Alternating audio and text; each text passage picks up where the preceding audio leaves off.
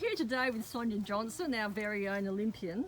So Sonja, for those of you, those people who don't know you, give a quick background as to the Olympic pathway that you've been on previously to this point in time. Mine's a completely different pathway to anyone else's because I still claim I am a farmer. First and foremost, I am a farmer. So I'm one of those unique people that rides horses for fun. I use my horses around the farm all the time. Monsieur Valentino, my hopeful Tokyo horse, he chases cows, he chases sheep. If I want to go and check a crop, I go out on Fred, as we call him. So I am this oddity, and from there I've gone on and achieved it, because one of my proudest boasts is country people can do anything. And you've certainly proven that, being from little downtown Albany. And how many Olympic Games have you been to? Well, unfortunately, I've only actually got to one. I have been measured for my Olympic uniform for every Olympics since 1996, which gives you some idea of how old I am. But you're not going to tell us, huh? I'll try to avoid it. You're only as old as you feel, and thanks to my red light pad, I don't feel too old. And I see you've got your red light pad on your wrist now. I do, because I was working in the yards the other day and a sheep banged into the drafting gate and smashed just through here into the side of the race, and it's pretty sore. So I love my red light pads there because it just helps to keep the pain out of it.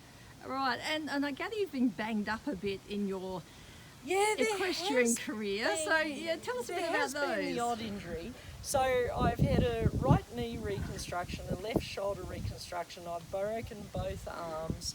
I have got my pelvis held together with various plates, and of course I have an inability to count to 10. Let's just have a look. And tell the audience about that little number. Yeah, that was a spatial awareness mistake on the way of a horse I really like.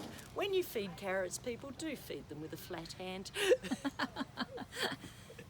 Oh dear. So talk to me then, how long have you been using red light for? Well, I definitely had the red lights when I broke my pelvis. I'm sure I had them back then, and I broke my pelvis in 2011. And the red lights spent a lot of time positioned just like this. And the heat soaking in just made such a difference to my recovery, because I didn't want to take a lot of painkillers, because my surgeon once said to me, "You're not taking much in the way of pain relief, Sonja." And I went, "No, I'm medicating myself like a horse." He said, "What's that mean?" I said, "It means I'm taking enough pain relief. I don't want to die, but I'm sore enough that I remember I'm hurt." But with this, I actually didn't need as much of the pain relief. All right. And now, what about for your horses? Do you find it beneficial for them? Yeah, I do use it on the horses if it ever gets out of the house, because Mum uses it. My mum has a really sore neck. She's got a really bad neck. The doctor took one look and said, basically, your neck's stuffed. And so Mum's got one of those lovely pads that actually comes up, and it makes such a difference to her. She puts it on her neck, and you're supposed to wear it pointing down, but Mum finds it better pointing up. And it did look particularly funny as we got it on Halloween Day. And so Mum popped it on of an evening, and I said, "Well, you've got your costume organised," as she had this red glow. The other funny thing about it is Mum is absolutely convinced she has less wrinkles, so it's quite funny. From there down, she reckons she's got less wrinkles. From there up, she's convinced she's still got wrinkles. So that's quite humorous that it does that as well. And so with the horses, because I know how much difference it makes to both Mum and myself, I'm absolutely convinced that it does help with my horses to relieve any small sprains, strains, any sore points they have. And you do become very good at finding ways of attaching it to spots where you go, how can something that small be attached to a large horse? Because I don't have time to sit there with them and hold them in place. I've got a farm to run.